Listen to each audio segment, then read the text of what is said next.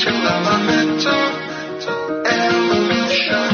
Nothing can keep you from your potential elemental evolution. Elements in every law of nature, forgotten in modern times. Re-establishing balance and harmony, the body can heal itself. Earth, wind, fire, water, ether, healing the mind, body, and spirit. Elemental evolution. Nothing can keep you from your potential elemental evolution. Nothing can keep you from your potential elemental evolution. Nothing can keep you from your potential elemental evolution.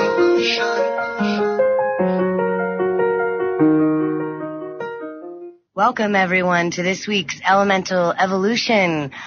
So, happy Friday. I hope everyone has had a tolerable week.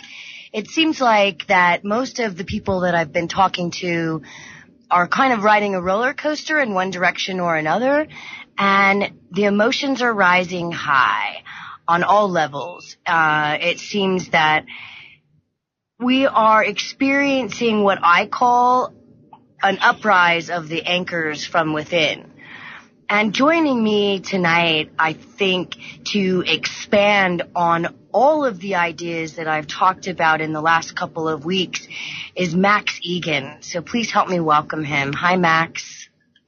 Hey, Sherri. Thanks for asking me on, Don. Pleasure to be here and talk to you again. I feel such a relief in so many ways because I listened to a couple of your videos and it was confirmation on some levels, but then also answered some of the questions, I guess, that I was feeling concerned about with Trump coming into the presidency, with some of the technologies that seem to be coming out, but maybe not for the benefit, even though everybody's jumping on those bandwagons. And it seemed like you were hitting those. So I'd love it if you jump right in with what you think is going on right now. Oh, look, it's anybody's guess. I mean, it's theatre. There's so much theatre going on. But, I mean, essentially, I think Trump's a player the same as everybody else. I don't think that he's going to save anything. I think really he's just putting forth a different business model. I think the neocons have been failing. I mean, we expected their system to come online years ago, and it hasn't been working. It's been failing for them miserably. I think Trump's come along with a new idea of a new way how to structure things. It's almost like a corporate takeover more than anything. But I think the agenda is still going forward. The same old agenda. The same countries are being targeted. The same sort of rules and regulations are coming in on the ground in the United States. I mean, he's doing a lot of things to appease the people, such as rolling back the TPP and, having vaccinations looked at and all this sort of stuff, a lot of things that people want him to do. But when you look at the global policies, it all seems to just be the same agenda, just moving forward. All the rhetoric about becoming friends with Russia, he seems to be posturing against Russia now and Iran. So it's looking pretty bad. I mean, I don't know. I just think he's a player. I think that people need to realize that there's no one man can come into the presidency and make all these changes that people want them to make.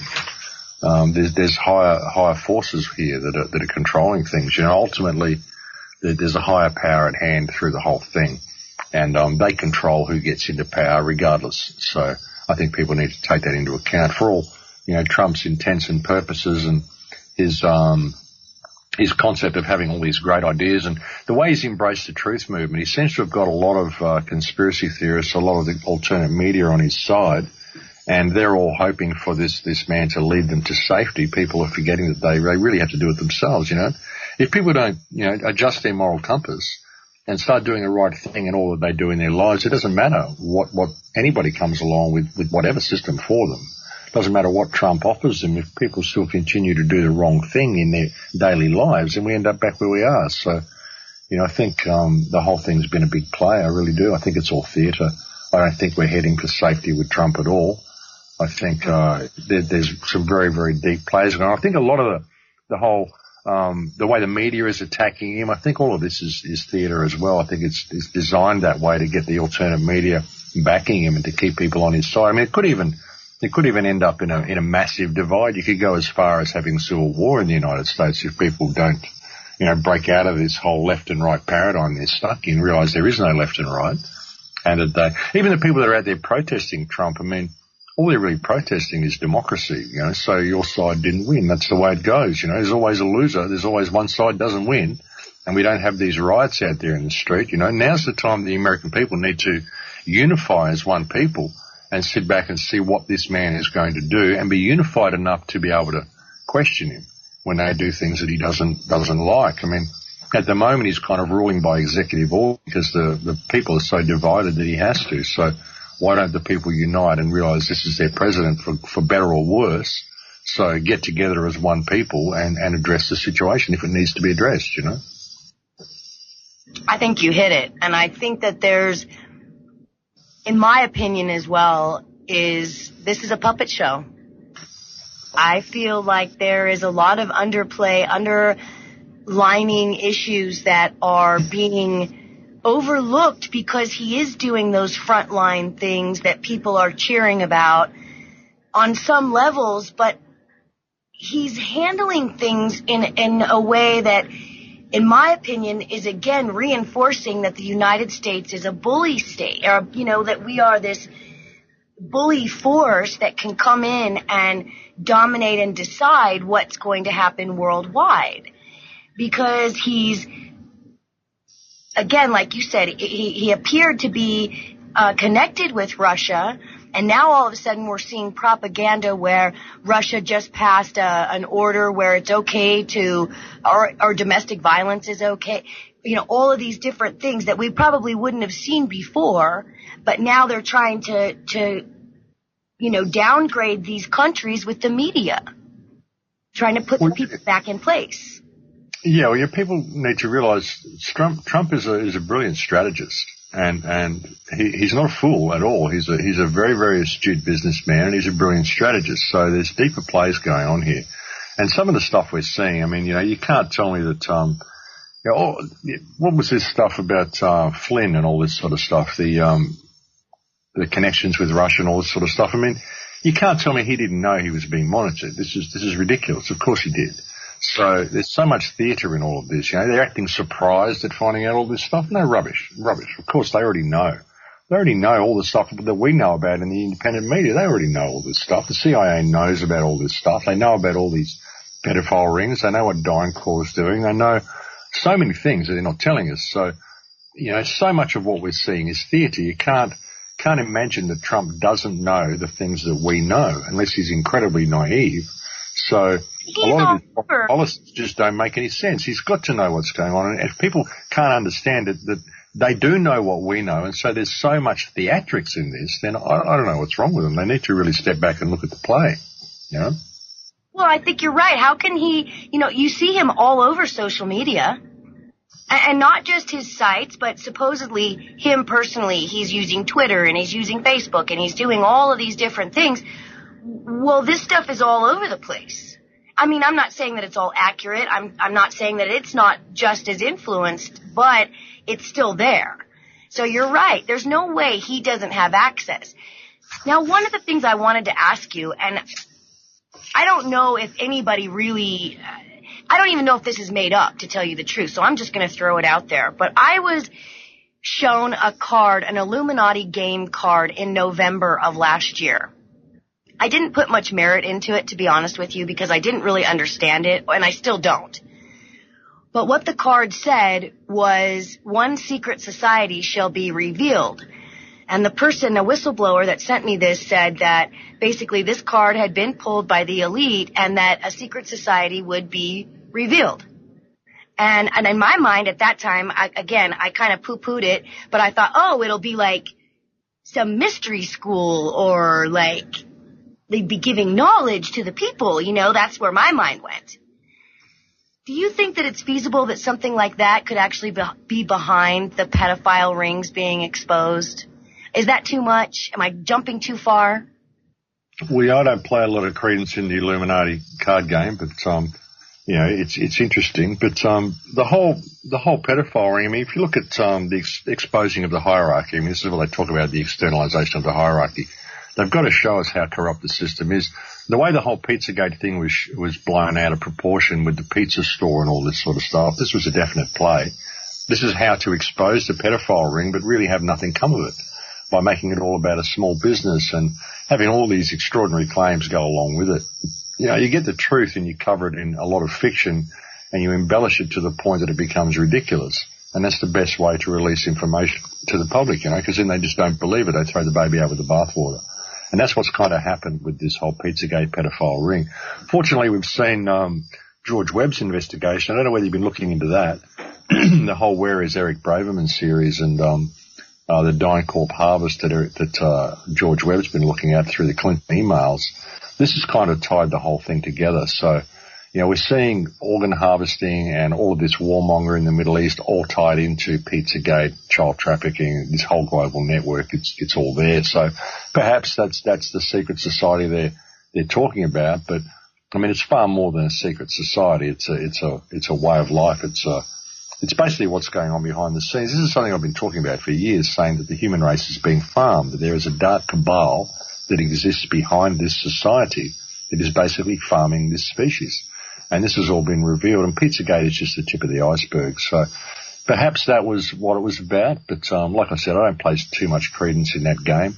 I think they just keep adding to it as well. I mean, it would have been one thing if the game had come out back in the 80s or whenever it was supposed to have, or the 90s, and it was just that game. But since it's become popularized, there's been new cards released all the time. So perhaps this is a way of just putting memes out there and getting stuff into the public's mind so they expect it and go with it when it happens. I think that's what a lot of this stuff is about. I think that's why they put all the subliminals there, is so people don't react when all this stuff happens around them. You know, they just kind of expect it.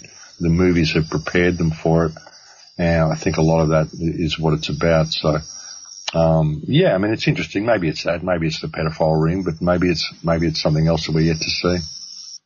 It could very well be. I think one of the things that you really hit on during a show, The World According to Trump, that you did was the Clinton cartel. And I don't know if that's the term that you used, but I felt like that was so relevant to what we're seeing, because all of a sudden we're not hearing about the Clintons anymore. All of a sudden, Hillary Clinton, even with these emails, even though you're talking about this, you know, there are people who are still pulling it out, but in the mainstream and in the U.S., you're just not hearing it. You're not seeing it. They've like disappeared.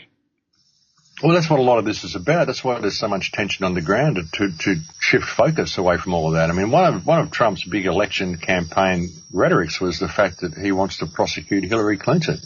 You know, there was crowds there cheering, yelling out, lock her up, you know. So this was one of his premises for being elected.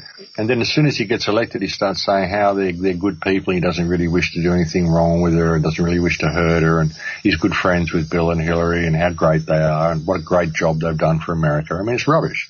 This is a career criminal. Hillary Clinton should be in jail. She should have been in jail long ago. I mean, the Clinton Foundation is responsible for some horrendous crimes going way back as far as Kosovo and what happened in Yugoslavia and the organ trafficking and incredible amount of human suffering we saw out of there. This was all a result of the Clinton Foundation and DynCorp and all these organizations. So, yeah, I've often said, I mean, these are three things that will be able to determine the Trump's presidency, how sincere the man is. I mean, he mentioned during his election campaign that 9/11 needed to be reinvestigated. He hasn't done that. The whole campaign was full of rhetoric about prosecuting Hillary Clinton, and he hasn't done that. And if he does move the embassy to Jerusalem, the U.S. embassy to Jerusalem, admittedly he's backflipped on that a little bit. He's saying he's going to hold back on moving the embassy to Jerusalem. But those three things will determine Trump's worth. If he doesn't investigate 9/11, if he doesn't investigate the Clinton Foundation, and he does move the embassy to Jerusalem, then he's a player. It's as simple as that. It doesn't matter what else he says, you know. And the whole the whole war on terror. I mean, this whole banning of these Muslim countries, this travel ban and all this sort of stuff. The problem is these Muslim countries and all of this migrant influx, and everybody in America is afraid of what they're seeing happening to Europe, happening to America. Well, why don't they investigate 9/11? Because if you investigate 9/11, you're going to find out the entire war on terror is fake. Then you can stop bombing these countries. Perhaps you could freeze the assets of the Clinton Foundation, which runs into the billions, if not trillions, and you can use that money to rebuild these countries that we've bombed, and that will stop the migrant influx into Europe. All these people can return to their countries. I mean, investigating 9/11 would bring closure to the whole war on terror, this whole refugee crisis and everything, and he has the ability to do that. That should have been something that he did on day one. If he was serious about actually draining the swamp, that's something that he should have done straight away. And, you know, it's incredibly important that people don't lose focus of this. And all the stuff that's happening on the ground, all of this left and right, keeping the factions fighting amongst each other, it seems that everything the Trump presidency is doing is designed to whip up tension on the ground in the United States and to escalate the situation as far as foreign policy goes, and to, just continue the same old agenda. But so much of the focus seems to be on creating tension and division in the United States and polarizing everybody into this left-right paradigm. And if you look at Facebook, look at YouTube, look at the comments you're seeing on threads lately, there's no discussion about anything. It's all left or right. It's all attacking anybody who has a different point of view. It's polarized everybody, and people are going through emotional extremes, up and down. People don't know whether they're coming or going. I think all of this is contrived, and I think it's all designed to shift focus away from larger issues to keep people squabbling over non-issues. Like the left and right, this is a non-issue. There is no left and right. It's the same thing. The state is the state, regardless of what face it puts on. It's still the state, And if Donald Trump's going in there ruling by executive order, and he's saying he wants to streamline the decision-making process, well, streamlining the process is basically just removing checks and balances and centralising power. That's what he's doing. And we look at the tax cuts and all the things he wants to bring in. These are going to benefit major corporations more than they are small people. So who is this guy serving? He just seems to be serving the same agenda.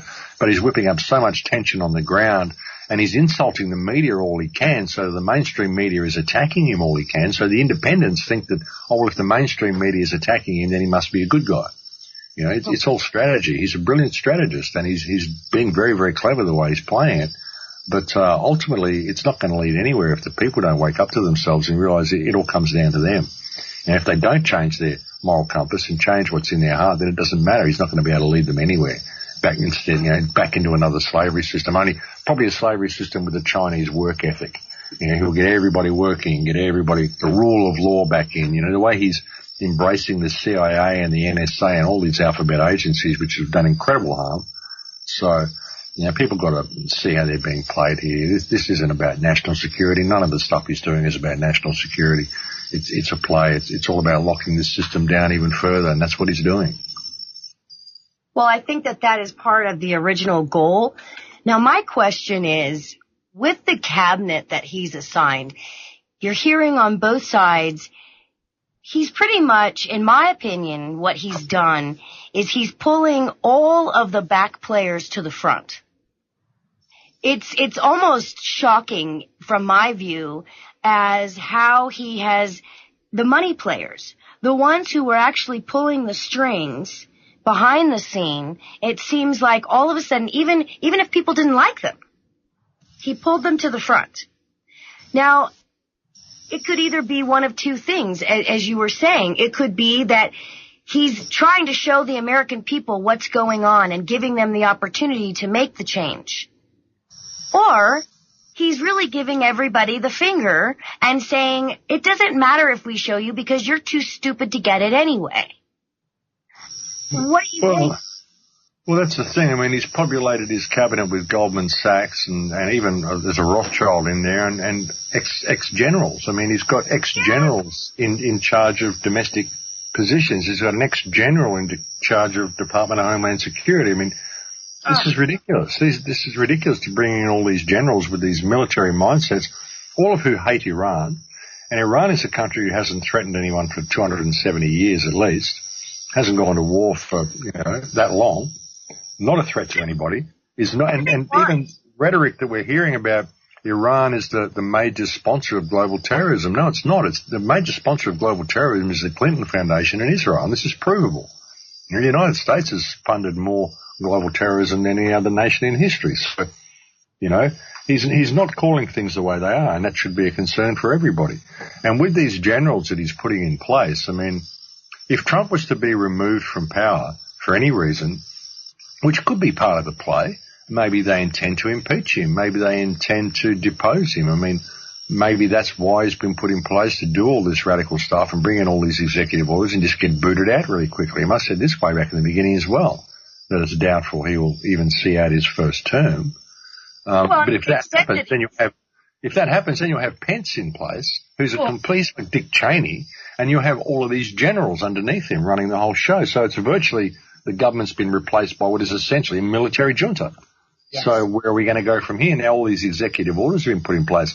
And another thing, like with the tension that they're whipping up on the ground, this whole left and right that everyone's buying into, I mean, if it did end up in martial law, if it did end up in a situation where there's a confrontation between both sides and they have to bring in martial law or something, then every executive order that's been written since Bill Clinton will suddenly kick online. And this would be very, very bad for the people of the United States. They need to realise what they're doing and see how they're being played and snap out of this revolting and this protesting and this left-right rubbish that they're locked into. Like I said before, realise this guy's your president now, for better or for worse. So you need to unite as a people so you can be good watchdogs and keep an eye on what's going on here. And don't have a foregone conclusion that it's going to go all right or it's going to go all bad. Just sit back and see what it is going to do. But unite as a people so you're in a position where you can question it if it does go pear-shaped, because it has a real potential to do that, So, it's an opportunity for the people to see that there are no leaders and just to see how they're being played and to see that if they do unite as a people, they can make a difference. I mean, you're in a really unique position at the moment. The world could go in any direction from this Trump presidency, but ultimately it's going to come down to the people. I just hope they see that. I hope they do too. I think that one of the questions that I have is, how do you think and why is there such a grand hesitation?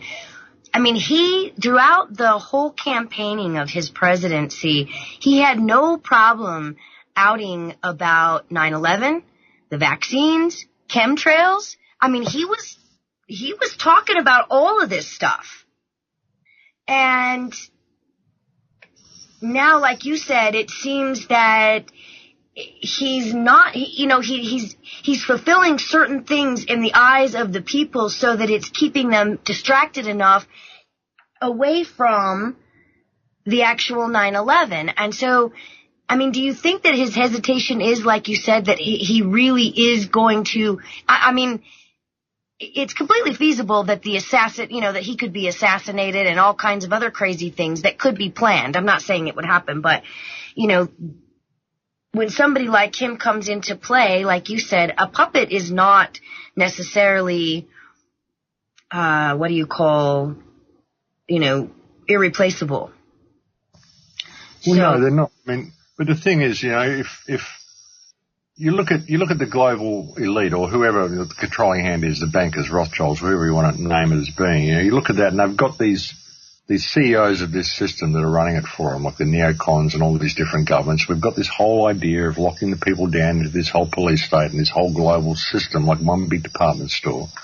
And the neocons have been trying it and trying it and trying it. And there's been all this stuff that's gone wrong, and there's so many years behind schedule. And then Trump comes along and says, well, look, I've got a better idea. Let's just do it this way. And so they let him get into power to see if he can do it his way. And there's a certain strategy involved in doing that. You've got to get the independent media on your side. If you do that, if enough of the independent media believe Trump is their knight in shining armor who's leading them to safety, and you get CNN and the globalists, if you will, because people at the moment think there's a fight between Trump and the globalists, okay? The globalists don't want what Trump's doing. This is why the media is attacking all this rubbish. It's all rubbish. It's all the same side. The globalists, I mean, globalism doesn't need to look the way we thought it did. It could look differently. It could look like the concept they had in 1984, where you had three superpowers. You could have Russia, China, and the United States as the three superpowers. All you've got to do to kickstart that is to kickstart a war with Iran, wipe out the Iranian people in the Middle East, and England will be destroyed if you do that, because there's so many migrants in England that if England was to go to war with Iran now, you'll find that there's so many people in British society that would start staging terror attacks within England's borders just from the people that are already in there. The whole Muslim community would be up in arms. So that would bring about the end of England. So there could simply be that Trump's come along and said, well, look, I've got a better way of doing things. Let's do it this way. And they're just putting him in place to see how it goes, to see if he can work out his model, to see if it's going to bring about some sort of order. Because really what they're after is order. Chaos, order out of chaos. They don't care what the chaos looks like. It may not go the way the neocons want it. You might just be able to start this huge conflagration, turn the whole thing to shit, and suddenly Trump can emerge on top. So maybe that's the plan. But ultimately he's a player. He's a player. Look at his capitulation to Israel. Look at his posturing against Iran. That's all you have to look at to see that he's a player. And of course, if you really want to get the people of the United States behind you in an escalation of this war, you need to appease them. You need to do something for them. The people of the United States are in a position now where they believe that America has gone out and tried to prevent terrorism all around the world. They've gone out and they've basically depleted their country trying to help everybody else. We've gone out, we've tried to stop terrorism in the Middle East, we've tried to help it here, we've tried to help them there, and look what they do. They just threaten us and all this stuff, so screw them. We should pull all our troops out and come home and seal our borders. The American people will support this because they think that they've depleted their nation trying to help everybody else. They don't realize that the United States has actually gone out and created all the global terrorism, created all the instability, and now they think, we need to focus on our own country. So you've managed to deplete the United States to the point that it is now. I mean, the place looks like Mordor. The infrastructure is falling apart. The roads are shocking. There's so many people out of work. The bridges are falling apart. Everything's terrible. You're spending all this money on other countries. So now Trump can spend all the money and rebuild America, and the people will love him for it. They'll absolutely love him for it because he's giving them good roads. He's giving them new TVs. He's giving them higher wages. And they'll think he's great, and they'll support him in this escalation. And they all think Muslims are horrible anyway. We need to go and wipe out all the Muslim nations because they've just been ungrateful anyway. So they'll support it, because they think that's what America's been doing. They don't realize how they've been played. So I think a whole lot of this has been contrived. Even Chicago has been let deteriorate to the point that it has. So now you can create a crack police force and go into Chicago and clean up the town, and everyone will love it. Then you can bring this police force into all the other cities and clean them up too. And once it's in there, it'll never go away. And you'll have this very totalitarian system in place. So now you've got to deteriorate, allow America to deteriorate to the point that it is so you can rebuild it to appease the people to get them to rally behind you. And this is what Hitler did as well. And I'm not comparing Trump to Hitler, but when you look at the state that Germany was in, Hitler came in, within 3 years, he'd created 6 million jobs, got the Volkswagen invented, created the autobahns, given everybody a car. It was the greatest economic recovery in history. So the people loved him when he started doing the things that he did. They got behind him in what he wanted to do. So you've got to get the people behind you to be any viable imperialist force.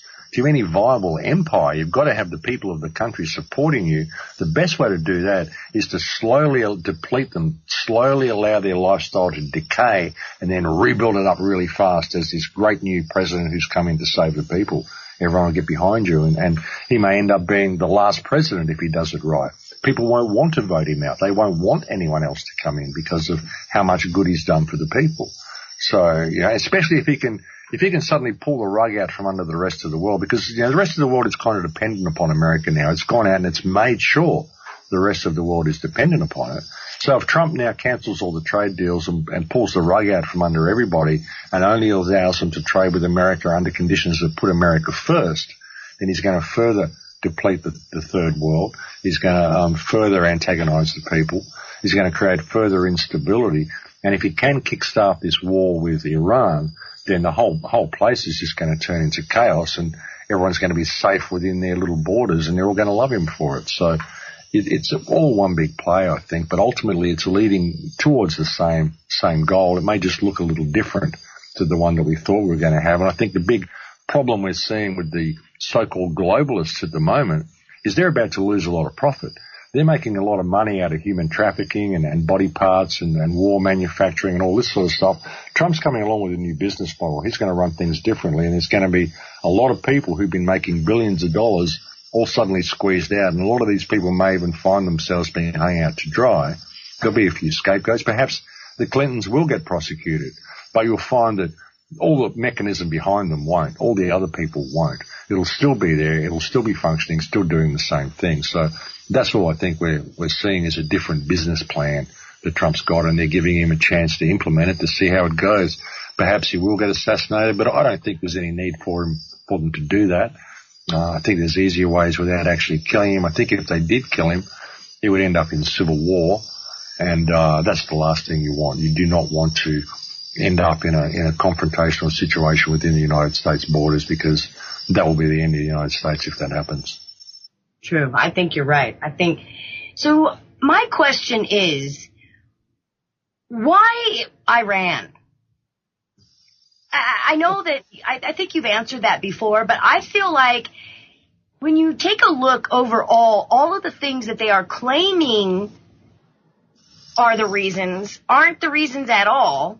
So what is the real reason? What is the underlining? Why is it that Iran is such a focus of what is going on? Well, Iran is very, very opposite to the system that we've got. There's no usury in the Arab world. There's no interest rates in banking. There's also, you've got to understand, there's a lot of human trafficking going on in these wars. The body parts that are being harvested are phenomenal. 15,000 children have had organs harvested from Syria and stuff like this. The Arab world doesn't drink alcohol. They don't smoke cigarettes. So it's a very, very good source of healthy organs. You've got to look at that. But the Israeli system, the biggest threat to the Israeli system is Iran. That's the strongest, stable, predominantly Muslim nation on earth. And it hasn't had a war in 270 years, as I said. So this is a huge threat to the system. Huge threat. Plus there are Jews and Christians living in Iran that are very happy, that don't want to move to Israel. And the Iranian Arabic non-usury system is a huge, huge threat to this system. So that's got to be wiped out. That's they don't want any country that's not participating in the banking system, right? I mean, that is the one world order. It's really, I mean, I'm sure it's much more detailed, but when I take a look at it, it seems to all come down to those elite families. Name them whatever you want, because I don't think we even have a clue the extent of what they have control of. It basically comes down to the same exact, like you were saying, that if they're not going to participate in this money system so that they can continue to be in control, they're going to destroy them. Well, yeah, the money system is the glue that holds it all together. The banking system is the catalyst. You know, you keep these countries in debt. If you can control the money system of a country, then you can control the government. You control the government, you control the people. So that's the way they do it. You know, the first thing they did when they went into Libya, once they overthrew Gaddafi, they wanted to be free, so they opened a central bank. I mean, this is very ridiculous. I mean, if that didn't show people that was a staged revolution, then I don't know what would. But yeah, it's all the countries, all the 7 countries that they named are the countries, you know, that don't have central banks. This was the axis of evil that George Bush named, all countries that don't have central banks. So yeah, it's the glue that holds it together. That's the biggest threat that Iran poses, is that it just will not capitulate to the Western system. It saw what happened when it did. You know, when the Shah was put in place, they suffered 25 years of absolute brutality at the hands of the secret police, the Iranian secret police, all trained by the CIA, people disappearing, kidnappings, torture, brutality, all sorts of stuff they'd never experienced before that happened once they got involved with the West. So they think the West is just terrible because it does bad things. You know, you've got this Bible that you all read, but you don't practice it. You go and destroy all these countries and do all these things. You say you're Christians, but you're not. You don't do any of this stuff. You're just basically terrorist forces going out and forcing the world to capitulate to your way of life because you believe your way of life is the best way of life. And sure, there's a lot of good stuff in the West. If you could get rid of the usurious money system, the Western culture would be great. But with that usurious monetary system in place, and with the repression of our sexuality, the perversion of our sexuality that's happened in the Western system, we don't really have a hope. We really don't. The people are in a slavery system. It's as simple as that. So you can understand why Iran wants to sort of distance itself from the West with all the good stuff we've got. We've got a lot of bad stuff too. People just don't see it because they're constantly distracted by their games and their television and their alcohol and whatever. So, you know, it's very understandable why Iran doesn't want to be like the West, and it's very understandable why Israel would see Iran as a threat. But I don't think Israel is meant to even last. I mean, you look at Henry Kissinger said that in 10 years Israel will cease to exist. That was back in 2012 or something. I think Israel is just there to create this instability and to kickstart this war with Iran. And once it starts, I mean, they don't need Israel to remain there. Once the Middle East is destabilized, Israel won't be there in its current form. It'll either be Greater Israel or it will cease to exist. They don't really care about Israel. What they care about is creating order, whatever that order looks like. And I just think we're heading towards three superpowers of Russia, China, and the United States. I think Europe is imploding because of this refugee situation. I think, like I said earlier, if a war with Iran is kickstarted, then England will implode under its own steam just because of the migrants in there already. So you'll be left with America, Russia, and China, and then the rest of the world for them to harvest. You know, the third world, Philippines, Asia, Indonesia, I mean, this could kind of stay the way it is. They're doing fine with that anyway, harvesting people from there. But, yeah, I think that's the way we're headed. And I think people are failing to see the bigger picture in all this. I mean, even if Trump is the good guy, he's going to lead you to safety. Well, what's that going to look like? How's he going to do that? Why isn't he naming the real things in cabinet? Why isn't he talking about the real issues? Why is it all this rhetoric and all this, vaccinations and all the things that they're talking about, all these smaller issues, which may seem important, but they're not. Because, the Clinton Foundation and DynCorp and 9/11, if you investigate those things, then you're going to bring closure to everything else. So why isn't that happening, People just got to see how they're being played. Do not support this posturing against Russia. Stop believing that Muslims are the enemy and that Muslims are all terrorists. I mean, if you look at all the global terrorism, who's suffered the most global terrorism in the world? It's all the Muslim nations. ISIS, Daesh, all these terrorists, who are they destroying? They're destroying Muslim nations. How are they Muslim terrorists if they're going out destroying Muslim nations and Muslim infrastructure? Why aren't they attacking Israel? Why aren't they attacking the West? The only attacks we see in the West is these staged events like we see in Paris, which is all so staged. It's such theatre. If people can't see this as staged, I mean, I don't know what's wrong with them. And even if it is carried out by ISIS, well, who funds ISIS? It's the Clinton Foundation. So the Paris attacks, well, this is the Clinton Foundation. Really, if you want to look at it, it was the Clinton Foundation in Israel. So none of these things are being addressed. Trump isn't addressing any of the real issues. And there's so much smokescreen and whitewash happening at the moment and so much being done just to polarize the people. So I think now more than ever, people have got to step back and really look at all this and realize that now is the time for unity. It really is. And globally, now's the time for unity in all countries. I mean, Europe's falling apart. The corruption in all of our governments is being exposed finally, and this is a huge opportunity for everybody. But it's got to come down to the people ultimately. Do you think that the people are in a position to really understand the stance that they have to take at this point? I think many of them are, but I just think they're too scared to take it. They still believe someone's going to come along and lead them. They're too afraid to voice their opinion to their neighbours, and they suffer the pressure of peer group pressure, and they're scared people will dislike them if they say the wrong thing or speak out in the wrong way. Or I think many people don't realise that there's a lot of people around them who probably feel the same way.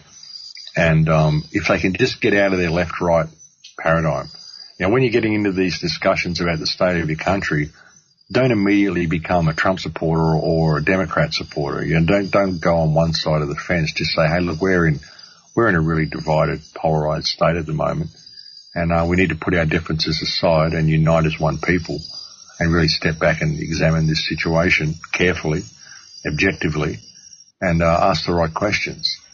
I don't know what it's going to take for people to do that. I think enough people are aware that there's a problem, but they're still stuck in this belief that they have to pick a side, And it's like that. I mean, you've got to pick a side. Either Trump is the biggest, most evil man on earth, or he's the savior you've all been waiting for, and you have to pick a side. You have to believe in one of those things. You can't just be objective about it. You can't weigh up the good stuff and the bad stuff. You've got to pick a side. And that's the position people are in, and it's got to stop. You shouldn't have to pick a side at all. You should just be able to look at it and examine it and see. And that's what I hope the people will do. I think enough people are aware that there's a problem, but they're too focused on this left-right paradigm, and it's such a play. And the media's pushing it. The media's really, really pushing this left-right paradigm. Chaos, everything's chaos. It's all falling apart, rah, rah, rah. You know, you've got to be a Trump supporter or you've got to be an anti-Trump supporter. So which side do you choose? You know, well, don't choose either. Choose to be a human and realise that this is all theatre for the masses. That's the only way you're going to get out of it, I think. Well, and it seems with everything you're talking about, it's basically just a repeat of the most common war strategy, which is create a common enemy, separate, and then, of course, conquer. It's unfortunate that I think we are at a time where if people do stand up, the change can happen. I have to believe that. And I guess... Well, it can, but people have got to realise how they're being played as well. I mean, there's a paper that came out which is similar to the PNAC document where they talked about needing a new Pearl Harbor. I can't remember what it's called offhand, but it was a paper that came out, I think, last year where they talked about how to manufacture a threat with Iran. And they would have to give Iran a deal, which would be such a good deal that then when Iran breaks the deal, they think, well, you know, this is such a sweet deal that only a nation that's got nuclear ambitions would have broken this deal, and that will give us an excuse to attack Iran, and it will be out of sadness rather than anger. That's why it will appear to the people. And this is exactly what they've done with this deal they've offered Iran, and then Iran does this ballistic missile test the other day, and then Trump says, oh, well, you've broken the agreement, which was part of the agreement. They're allowed to do ballistic missile tests. It wasn't a nuclear warhead or anything. They're allowed to do what they did. But, you know, the deal's been created, such a sweet deal, and then they've been perceived to break it to create this excuse. So just the fact that document exists and Trump is now following that little scenario, like verbatim, virtually even the same words that they're using that was in this book, should show people how much of a play this is and show people that it's simply a new version of the same plan. It's just a new business plan. That's what's going on here. It's just a different corporate version of the New World Order. That's all we're getting from Trump. I like the way that you said that as well, because he is a businessman.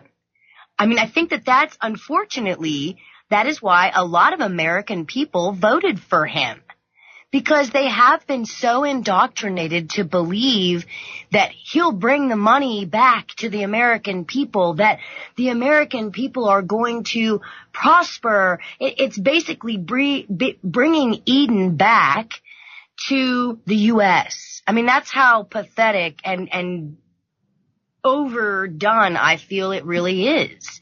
Because now, somebody said to me yesterday, well, didn't you hear? They're talking about raising minimum wage to $15 an hour.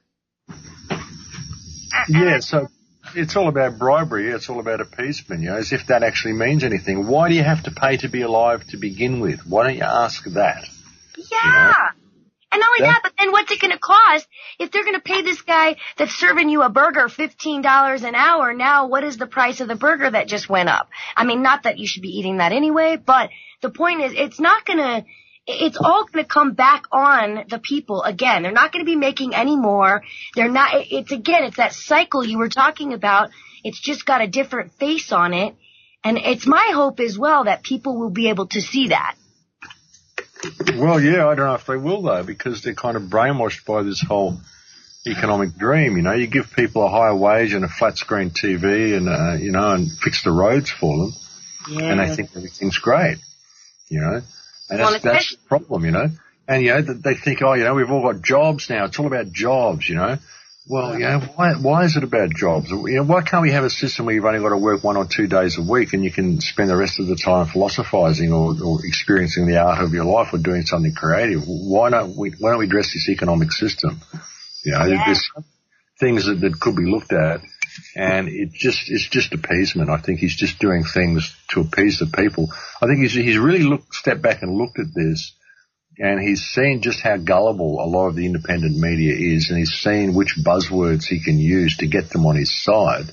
Yep. And then to go in there, and now once you're in there, criticise the independent or criticise the media, make it look like you're having this big battle and there's this big fight going on between CNN and Fox and all this sort of rubbish, which is such theatre. It really is.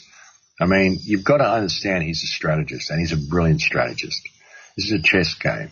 And how would you play it if you were going to go in there? How would you get people on your side? You've got to make it look like you're struggling, make it look like you're the underdog, when really there's just a higher play. You're just putting forth a new business plan for the same system. Restructuring of the model. Okay, we'll rearrange the department store, so it doesn't look the way they thought it was going to look. It looks like this, and then they'll likely to come in and shop here anyway. So that's kind of what he's doing, I think. Well, and I think you're absolutely right. Change the marketing. And it's almost like what's interesting is that it seems like even the people who were so for Obama, he's just getting trashed. I mean, the media on both sides, everyone is just talking about basically what a horrid, individual he is, how he's the one who really is doing all of this, and on and on and on. And I'm thinking to myself, I guess my question is, do you think he's directly connected with the Clintons, or was he just another scapegoat? Who, Obama? Yeah. Look, Obama's a puppet. He's just a mouthpiece. He's not doing anything. The people behind him might be doing things. I mean, how much influence does Obama really have? Right. How much influence does any president have? Look at, even with Trump, he's trying to do things with executive orders. I mean, he got a little bit through, but then you got people up in arms against him and blocking everything he's doing. These presidents are puppets. They're all puppets. They're all just mouthpieces. I don't think Obama's doing anything. I mean, he's just a face on the coin. There might be forces behind him that are doing things, but I think so much of it is theatre, Sherri. I really do. I don't think that he's doing this big battle and all this sort of stuff that they're saying he's doing at all. I think there's other forces at play. I mean, a lot of the stuff that Trump's doing was put in place by Obama. I mean, even the countries that he's putting in his travel ban. Obama's been bombing these countries for the last 7 years. No one complained about that, and yet they complain when Trump bans them. Why? Why did the media whip this up so much? It's to create the division. And really that whole travel ban, when it first came in, I believe it was about testing the waters with the Department of Homeland Security, just to see if they would support him, and they did. So that was an interesting thing that happened. But, it's changed a bit. I mean, it's changing so rapidly every day, but there's so much of it that is theatre. Even the raid into Yemen that Trump did as well, where the serviceman was killed or something, that was all, the whole plans for that were put forth by the Obama administration. So it's the same agenda. It's the same thing going forward. Whatever forces are there undermining Trump at the moment, I think they're doing it for theatrical reasons. And of course, say it's Obama just to put a face on it, but it's not Obama. He's just a puppet like everybody else. Which makes so much sense. Now, I think it's interesting that there, at least in the alternative media, a lot of what I'm seeing is the fact they're trying to tie in almost all of anyone who was in power, and not just Obama, but others, into this Pizzagate pedophilia idea. I saw, this had come out a while ago with Joan Rivers, and then, hearing about Michelle Obama being a man, and, all of these conspiracies just running rampant, and then they went away for a while, and now they're all back. And I think, again, it's just it's a distraction from this Clinton, structure. And I think, honestly, I'll be shocked, Max, if he does go after them. I'm not saying he won't. Maybe he will. Maybe he's got enough at stake that he will. But I would be shocked, because it just seems like they really have a hold of every aspect. I mean, look at how many people were killed during the last year and a half, and what was done about it. Well, yeah, I know. I mean, the thing is, with enough exposure of the Clinton Foundation and DynCorp, then someone will have to be hung out to dry, and it could well be Hillary Clinton and Bill Clinton that are hung out to dry. I mean, it's doubtful. It is really doubtful, but they could be. It could get to a point where they are hung out to dry. But if they are, it would just be them. It won't be the mechanism behind them. Right. And Hillary Clinton ultimately is not to blame for everything. She's just part of the puzzle. She's just one cog in the machine. So it isn't like she is this evil demon that's running all this stuff. I mean, sure, she's a pretty evil person and she's running a lot of bad stuff, but she's just a cog in the machine. There are so many forces at work here, you know, betrayers, forces within NATO, heaps of forces within the United States government, heaps of sheriff's departments within the United States. They did a test the other day. Like, we figured out that DynCorp is training police departments, and these police departments are basically being trained in human trafficking, how to sex trafficking young girls, all sorts of stuff. And they did an investigation to find out how many DynCorp sheriffs are in the United States, because if anything goes wrong in your county, the sheriff has the ultimate power. The sheriff has control over the police, over everything. It's the sheriff. And they found out there's something like over 400 DynCorp sheriffs in the United States already. So, you know, this web goes very, very deep, and it's got so many tentacles, and they may have to hang someone out to dry. But you guarantee it's not going to be the whole web. The whole web is going to continue functioning no matter who they hang out to dry, unless it's called for what it is. So there's a chance Trump may get pressured to the point that he has to hang Hillary Clinton out to dry. So many people want to see it. And she does deserve it. I mean, she's a career criminal. She's got the blood of millions of people on her hands. The whole Libya thing lays squarely in the hands of Hillary Clinton. So she does need to be held accountable, but it's not enough. It's really not enough. There's so many forces at work here, and none of this is being named. None of this is being addressed by Trump. None of it's being addressed by the Trump administration. Even looking at Syria, talking about putting safer zones in Syria and all these sorts of disastrous ideas. Why not just acknowledge the fact that there is no civil war in Syria, that the whole thing's been a covert invasion by a privately funded mercenary force from the beginning? Why not do that? Why not just admit that and then work with Russia to drive these Daesh terrorists and ISIS terrorists out the way he said he was going to do, rather than posturing against Russia and pretending Syria is a covert, is a civil war, and that he wants to pursue the concept of regime change and overthrowing Assad and replacing him with another puppet. I mean, why continue playing that agenda? And how can he continue to play that agenda? And how can anyone on the ground in the United States think this guy's working for them if he's still playing this agenda? That's the thing. He flipped it. If you look at what he did, you know, it was almost like he made it look like he was becoming these great allies with all these grand forces to build up America, to make America strong, you know, all the propaganda and marketing terms that he used to target all the right people, and then turns around and, like you're saying, all of a sudden now Russia's bad again. Like, now they suck, and now this, you know, is they're doing this and they're doing that, and we're not going to be involved with them. But really, it's like what you said, he just turned his back. So that tells me, on some level, once he got into the presidency, he found out what his real power is. And it's like you said, it's probably not nearly what he was spouting about. Well, that's a possibility, that he's gone in there and realised that, you know, he just can't do the things that he said he was going to do. Or the other possibility is that he's been a player from the beginning, and it was all simply about a different business model. And now that he's getting in there and he's trying to put his different business model in place, there's so many forces in the independent or in the government and within the Clinton Foundation and within DynCorp that are working in government, and so many forces possibly even within the mainstream media that are going to start losing massive amounts of profits if they're squeezed out of this business opportunity. So that's why they're up in arms against him. I mean, there's a whole corporate thing and a whole business thing going on, a whole political thing going on behind the scenes that people aren't taking into account. This isn't simply a matter of this saviour of mankind battling against the globalists and being surrounded by a den of vipers in his political system. I mean, there's a lot more to it than that. I think if people think that's really what it is, they're being naive. Perhaps he's gotten in there and thought, I can do more than what I can, and then he's really found out the truth. But hang on, look, we know this anyway. You know this, I know this, everybody knows this.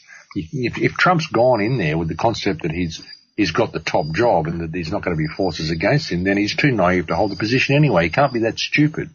He can't be that stupid.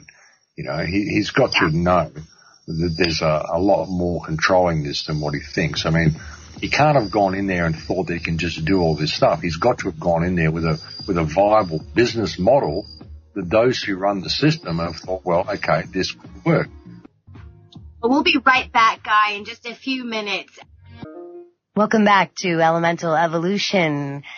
So before we took that break, I was speaking with Max Igan. Welcome back, Max.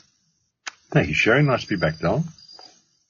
So we were talking about what is going on with Trump and kind of what the planet overall is looking at, and how it is that we need to kind of wake up to different things that maybe we're either not addressing seriously or that we're not seeing because of the distractions. And one of those things that I heard you speak about was microtechnology. And in the process of your discussion, you had said something that just hit me like a rock. And it was changing the DNA, changing the human itself from within. I just it just dropped me. And so I'd like to talk about that in this next hour. Yeah, well, if you want to enhance the human species, I mean, we get presented with these concepts of add-ons like, microchips and enhancements, goggles, certain things we can put over our eyes, plantons, like the sort of things you see in Star Trek with the Borg. But what if you really wanted to change the human race? The best way to do it would be on a genetic level, to change them from the inside out.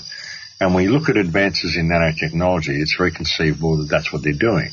This is what the chemtrails are about. One of the things the chemtrails are about. Chemtrails are like a multi-platform delivery system. You can deliver whatever you want into the environment by aerial spraying. If you want to put nanotechnology in people and in everything, and you want to make the universe smart, or the Earth smart, then how would you go about it? Chemtrails would be the way to do it. If you look at films such as Transcendent Man by Ray Kurzweil, he talks about this. Soon everything will become intelligent. Rocks, trees, plants, everything will become intelligent.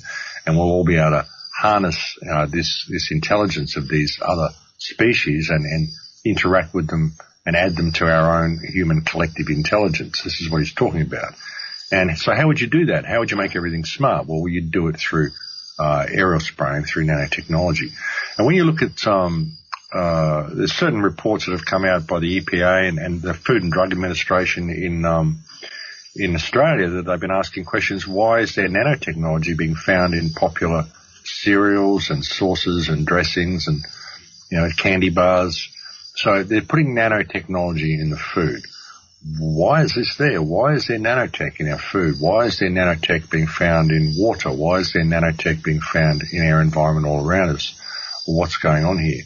How come you can grow Morgellons? I mean, Morgellons syndrome that people have heard about, people who are developing sores on their skin, lesions with fibers growing out of these lesions. You can actually culture this from people who don't display Morgellons. You can take probably blood cells from your own body. You can put them in a petri dish with a culture, and you can culture Morgellons type fibers out of a petri dish. So this nanotechnology appears to be in everybody. What's it there for? What's it doing? When you look at the environmental destruction that we're seeing and the way the world's going, the mining of this planet that seems to be going on a massive scale, the environment that we're creating seems to be getting harsher and harsher. If you were doing this and you wanted to continue mining this earth, perhaps you would need a species that can survive in these harsh environments, and you would need transhuman people. You would need nanotechnology in people to change them to be able to adapt to these environments. So is this what's happening? It appears to be. It appears that there is a genetic alteration occurring on this earth to the human race and basically everything else, and it's being done through nanotechnology and electromagnetism. I think this is what the smart meters are about, what the mobile phones are all about. I mean, there's so much stuff that we're subject to now, so much EMR, so many electromagnetic frequencies that we're subject to now. You can put thoughts in people's head with EM frequencies, so you can change people's emotions with EM frequencies.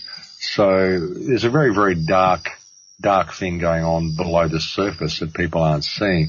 And there's a lot of distraction going on, so people don't look at it either.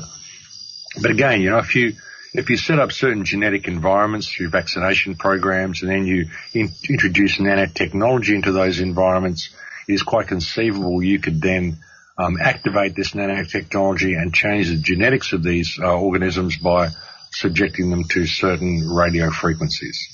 We've seen this in rats. They put nanotech in rats, and the nanotech has been able to switch the genes of the rats on and off by giving them different frequencies, different electromagnetic frequencies. So we can see we can do this. We can control nanotechnology by electromagnetic frequencies externally and have them switch genes. So what else can they do? I mean, that's just the stuff they're telling us. So, I think it's been modified, and it's very obvious that we are, and people need to look at this. It's very important, you know. Well, like you just said, I mean, if they're doing that with rats, and that's what they're telling us, we know that they are way past and way more advanced in the technologies that they're showing the public. So it does seem feasible to me that they are creating these types of, I think I might have even gotten the term from you, but it was like a robot man, or like combining the technology with the human race, creating this kind of robotic individual that is probably easier to control, but again, a force of doing and being able, to me, what hit me about this is all these flags, how these young kids, the young boys between the ages of 19 and 23 are going in and shooting up theaters and, doing all of these things that are just completely outrageous, but then you find out that they're using, army technology, or, army guns and all of these different things. And so do you think it's feasible that they really are using this already, and that this is what and how maybe the plan to instill martial law and then create this existence where it really is just a constant harvest? Well, I mean, you can do this. I mean, a lot of these shootings are about banning guns. I mean, it's easy to, through nanotech or whatever, microchipping or whatever, even just putting frequencies in people's heads to get them to do things. I mean, MK Ultra, Project Monarch, there's all sorts of mind control programs they can use. They've got to disarm the people. You can't have people running around with guns being able to defend themselves. But really what you're looking at with this whole transhuman concept, the way it's going, I mean, this is a slow process. It'll take a few generations to kick in. But you look at the problem that young couples are having children these days. The birth rate's declining rapidly. People are having more and more problems with fertility and all this sort of stuff because of the GM food they're eating. See, GM food brings about infertility in 3 generations. All species they've tested it on, within 3 generations they can't breed. So once you can create a human race that is unable to breed, you can modify them from the inside out to basically turn them into a cyborg, which will, I think that's probably the word you're talking about. Cyborg is a combination of cybernetics and humanity. So it's kind of half human, half machine. Exactly. Who can't breed. You see, they're also developing things called ectogenesis chambers, which are like artificial wombs where they can grow children in these exogenesis chambers, and they're able to. They've actually perfected and been able to create functioning sperm from stem cells. So they don't need males, and soon they will only need females to gather eggs from that they can then put in ectogenesis chambers. So it's quite conceivable that this is the way they will take things, over a period of 3 generations, and with the proper education. Of course, within 100 years, you could convince the human race, you could get them to the point where they don't even remember breeding normally, that they think it's always been this way. You've just got to do it through education. I mean, look what they've done through education now. Look at our history. Our history is so wrong. Some of the stuff that we're taught is so wrong. It's so fallacious. It's completely and utterly erroneous, but people believe it to be true because they're educated to believe it to be true. It only takes 3 generations to completely change the mindset of the entire species. So they could very, very easily do this, and within 3 generations have a completely transhumanist society that is unable to breed, that goes and gets their children from the ectogenesis chambers, everything we saw in Brave New World, only even more so. They've got the technology to virtually start doing this now, and this seems to be what's happening. And people are very distracted with their mobile phones and their clicktivism and all the stuff they're doing, and also the separation we're getting from using technology to communicate all the time. Like we're communicating in text on Facebook and in YouTube and in text on our phones. When you communicate in text, it removes all body language, it removes all eye contact, it removes all emotion, it removes all human interaction. When someone texts you a message, you don't really get the gist of the message. You don't get the heart of the message. You may take it in a completely black and white manner when it was presented to you quite, lightheartedly. It might be a lighthearted insult that someone gives you, but because it's in text, you take it extremely to heart, and suddenly you're offended and you develop a dislike for this person that you wouldn't have developed if they'd said it to you in real life, because you would have seen the body language, you would have heard the tone of voice, all this sort of stuff. So all these sorts of things are happening to disconnect us further and further, lock us into our little virtual worlds. Then they bring us along this technology to improve us. Oh, look, we're having genetic problems, we're having trouble breathing, so we'll bring in these ectogenesis chambers and this artificial sperm just to help, They don't tell you that it's them who's created the situation where you can't breathe to begin with. And then they bring in all these solutions for you, and gradually lead you into this society that they're creating.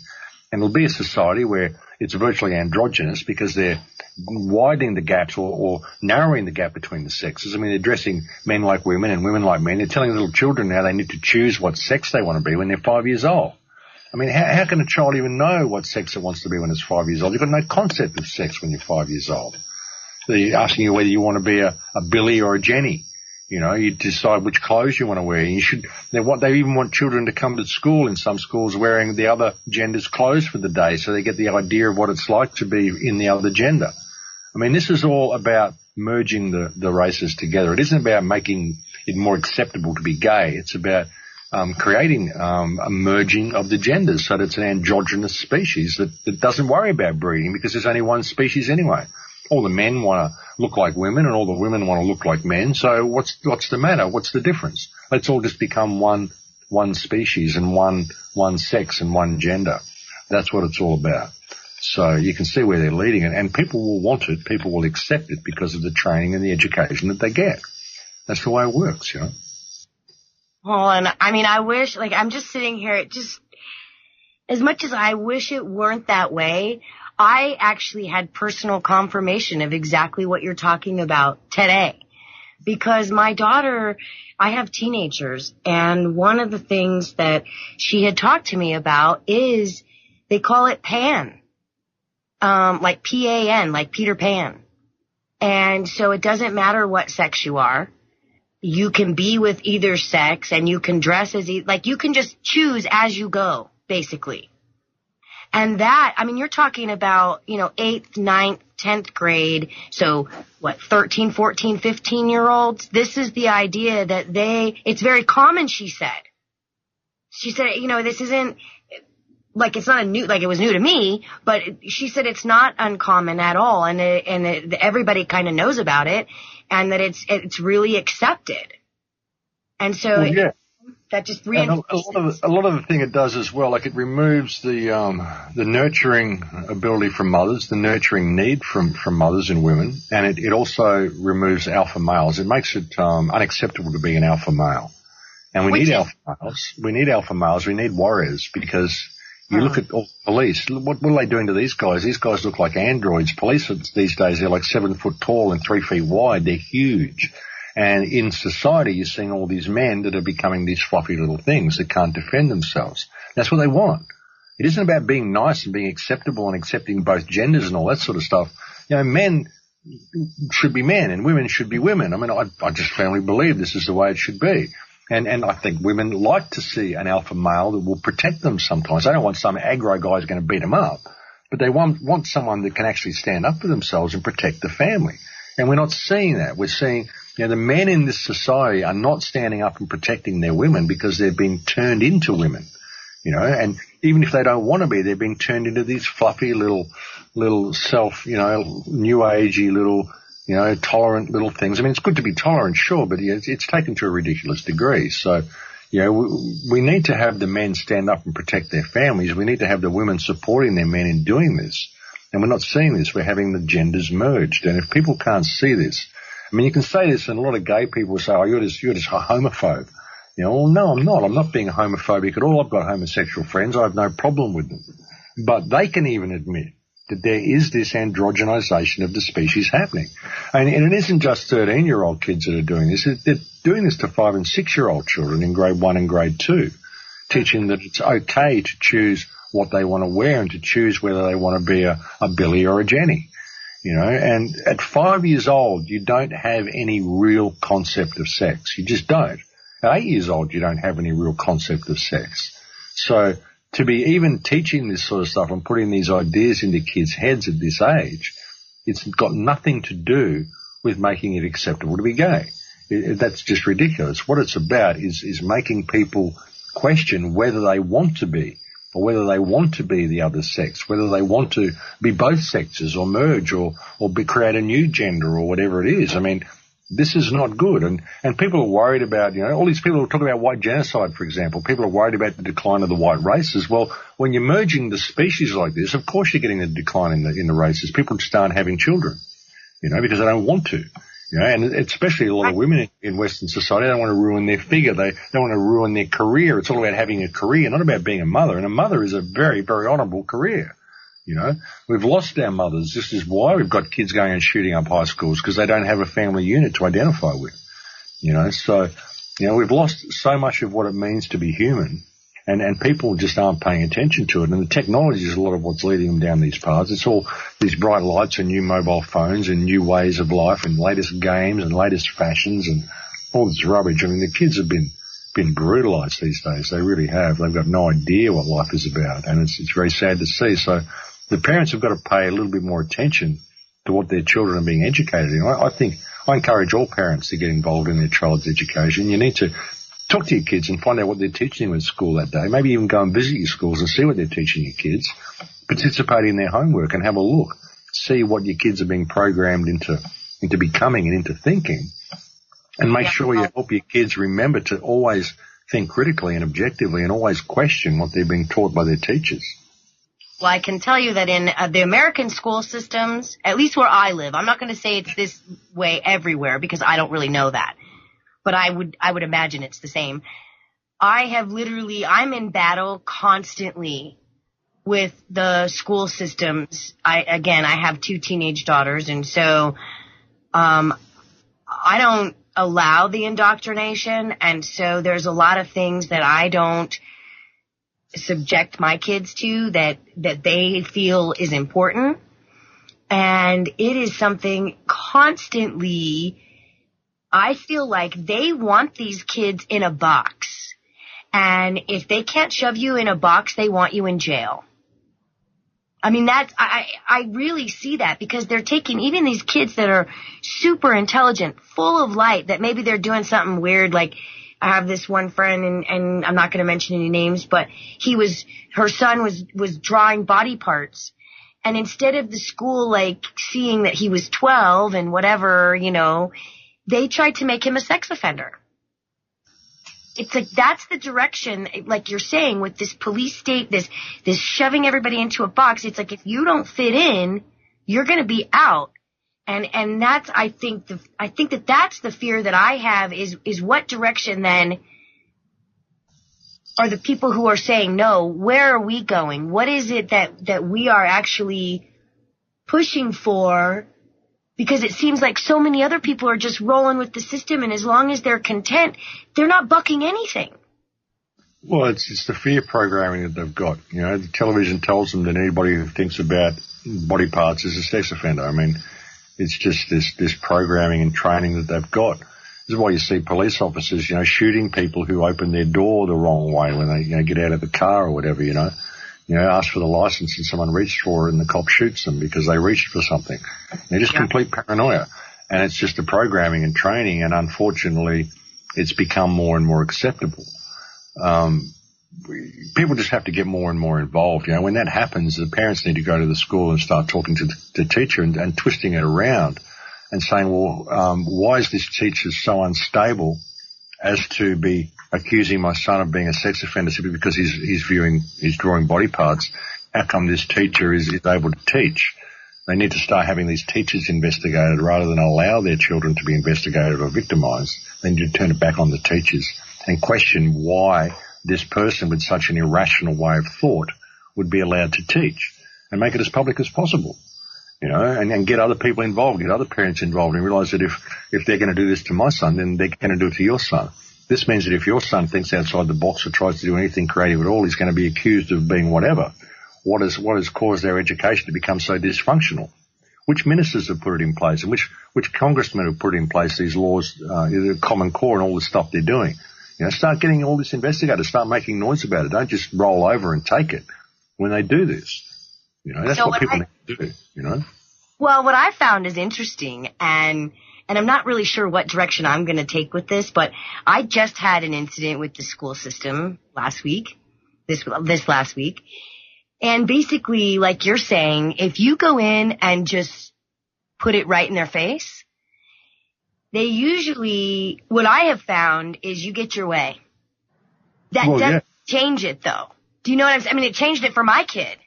But that doesn't change the system. And so taking it even a step further, because my daughter, I felt like, was actually, like, the teacher did something that was intentionally to sabotage her because it was a get back kind of thing, you know, and it was just ridiculous. And it was so obvious, but when it was brought to the attention of the higher ups, they just said, oh, well, we'll just change the grade and we'll, you know, it was like, just get rid of it, get rid of it, get rid of it. We don't really want to deal with it. Move on, move on, move on.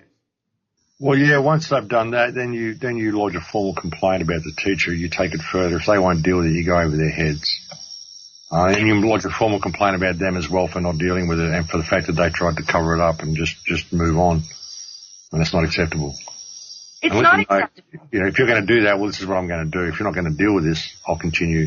I'll go over your head and I'll continue with it because this is not acceptable. Because if this has happened to my child, it could happen again. You can't just whitewash it and think it's going to not happen again. You can't have this person in a position. This is an irrational person that has no shouldn't be teaching children. It's as simple as that. So, I love the way you put that too, because you're right. You have to be a rational human being to teach children. And yes, it's a problem. People don't follow it through. They don't. They just allow it to be whitewashed over. Once they get a little bit of satisfaction in their own backyard, you know, okay, my kid's looked after now, then they don't follow it through. You've got to follow it through further. Realise that this is, you can make a difference with this. If you push it further, you can make a difference and you can prevent it happening. You can actually change the education system if you make enough noise about it. So, yeah, it's just too many people when that happens, they just allow it to happen. You know, they don't even push it through. So when someone like you comes in, they go, oh shit, someone's making a noise, and they cover it up as quickly as possible, and they do something to appease you so you'll go away. Yes. That's what you got to do though. Follow it through further. Well, and I'm so obnoxious sometimes that, because I agree with what you're saying. I think that there are times where you can't just roll over. Even if you get your way, that's not really the point. And this is kind of one of those situations, and the superintendent's office here in my district, they do know me, because I will be calling them again. Because I feel like what you're saying is so important. The education of our children is the basis of everything. But I want to jump back for just a second, because something you said, again, knocked me on the floor, as usual. The 3 generations. Like, that is no shit, man. I mean, like, if you look at our society right now, and I'm not even talking about any of the future stuff, any of this, anything. I'm talking about how they have corrupted history, Atlantis, all the planetary stuff, all of the technology, everything that has gone on. It has all been about generational suppression. If after 3 generations nobody's taught about it, it seriously goes away. Well, it does. And you look at the kids now, the kids that I've met, like 14-year-olds and stuff, and they've got no clue. They've got no clue at all about the world. I think they're cluey with technology, they're cluey with what they're learning at school and what they're teaching them, but they've got no clue at all about the world. And you imagine when these kids grow up to be, 20 and 30 and they start having kids, those kids, that generation that's going to be a completely different. We're going to be virtually a different breed by then, with the education that they've got. So it's important. It really is. And when you look at the what they're doing with the GM food, most of the people these days are eating GM food. So their children are going to have a very hard time having kids, many of these kids, because they're all growing up eating GM food. They don't know about it. They're not being taught about it. They're not, their parents aren't educating them on it. So their children probably won't be able to breed at all. And the world will be virtually transhuman by that point. It will have to be out of necessity for the species to survive. I mean, not the whole world. You'll still have, the third world and other nations that aren't part of this, but the Western world, the civilized world, they've only really got to do it to the white world, the white countries, the countries that are technologically advanced and technologically and militarily superior to the other countries. Transhumanize these countries so you've got this cyborg species here running the rest of the world. And they'll just do what they're told. These people just do what they're told. They really will. The kids, like you say, they're coming up out of school and they're they've got no clue at all about anything other than technology. And when you look at how the education system has changed, they're being taught nothing of any substance at all. They're not even teaching them to write anymore. Well, they can't even spell, most of the kids these days. They know kids that can't spell their own names properly. And these are kids that have come through. They got passes on their classes and stuff, and these are quite intelligent kids. But they can't spell. They can't spell properly. They've got no clue about life. They don't know how to. They need to read a book on how to plant a garden. You go out and you poke your finger in the soil and you put a seed in there and you cover it up and you put some water on it. I mean, it's not hard to grow a plant, to grow a seed. You don't know how to plant a carrot. They've got to read a book on how to plant carrots. For God's sake. I mean, it's incredible. It's absolutely incredible. They can't make any food that doesn't come out of a packet. They've got no idea. So, what's the world going to look like when these children have kids, And in another 5 or 10 years, all these kids, they'll all be 24. So they'll all be having their own families. So what's the world going to look like in another 30 to 50 years if we don't address the situation now, and there's so much distraction going on, all this political rhetoric, all this stuff, and forget about Trump, forget about all this stuff. I mean, look what is happening. They're still spraying you with chemicals. You're still eating GM food. They're still pumping you full of all this GM. They're still pumping you full of electromagnetic radiation. They're still bombing children in the Middle East. They're harvesting children by the hour right now. They're doing all of this stuff. Nothing's changed. Nothing's changed, folks. It's all the same.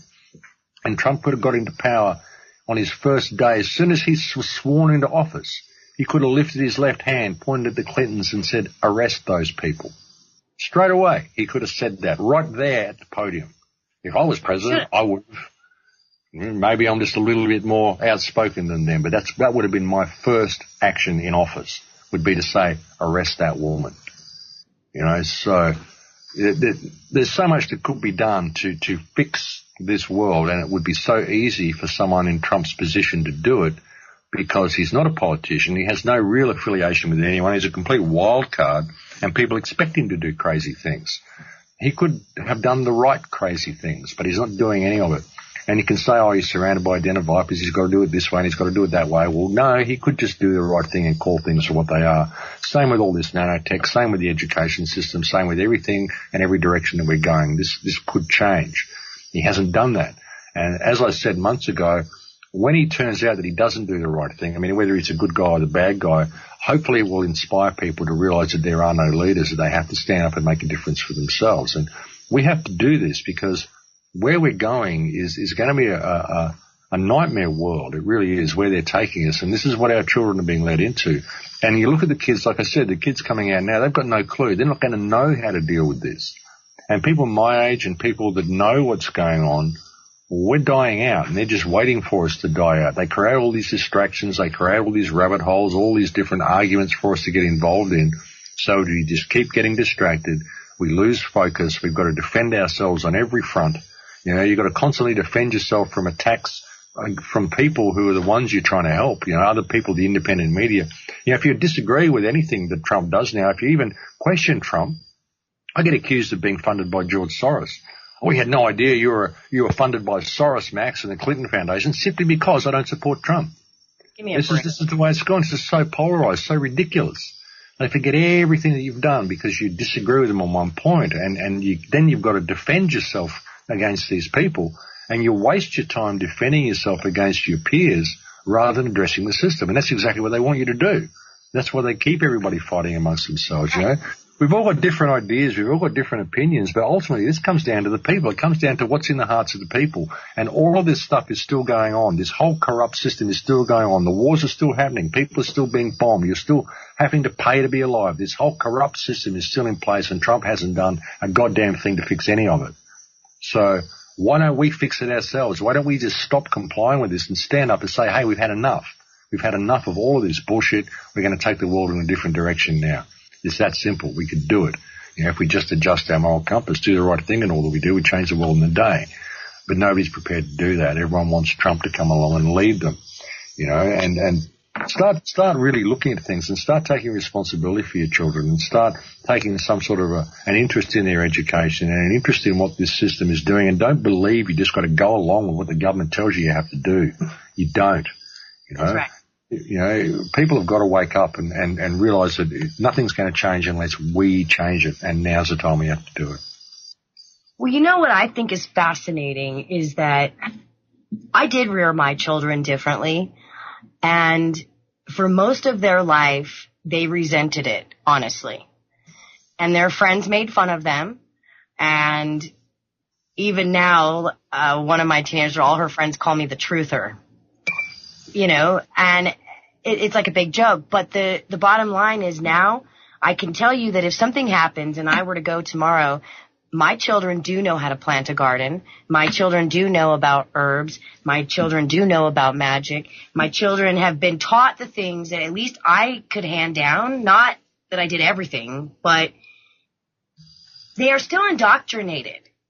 Even with all of that, they still want to be a part of that society, and that's the kicker. Well, we all want to be part of society. There's nothing wrong with being part of a society. There's nothing wrong with sharing things that people have. There's nothing wrong with technology. I mean, all this technology could serve us, and it's understandable they want to be involved with it because it's an exciting world. And we, you know, if we didn't have all of this control grid in place, it could be wonderful. It could be wonderful to be participating in all this. We could have all these incredible creative experiences. But I think we've got to get away from social media, away from all this texting and stuff, and get back into reality. I think, you know, technology doesn't serve us at the moment, but it could. And it's understandable they want to be involved. I mean, you can't disconnect yourself from it completely because it's there. You're part of it. We live in this society. You've got to walk with one foot in the fiction, but you've got to be aware that it's fiction. You've got to have one foot in reality as well. That way you can make it work for you. That way you can remain grounded, and you can, you know, watch out for the little traps and watch out for the bits of manipulation. Watch out for where you're being led. You know, allow yourself to think for yourself. Don't allow other people to think for you, and don't follow a trend simply because it's a trend and everybody's doing it. You know, have the courage to be individual. Have the courage to think for yourself. So, you know, with that sort of a mindset, I mean, you can help your children see it that way, and I'm sure they probably do see it that way. You know, but you can't blame people for wanting to be involved. And I mean, we all are. Here we are speaking on a laptop, talking to you using the internet. I mean, we're all using the technology. We're all part of this. And there's nothing wrong with that. There's nothing wrong with technology. The only thing that's ever wrong with technology is the hand that controls the technology and the mindset of that hand.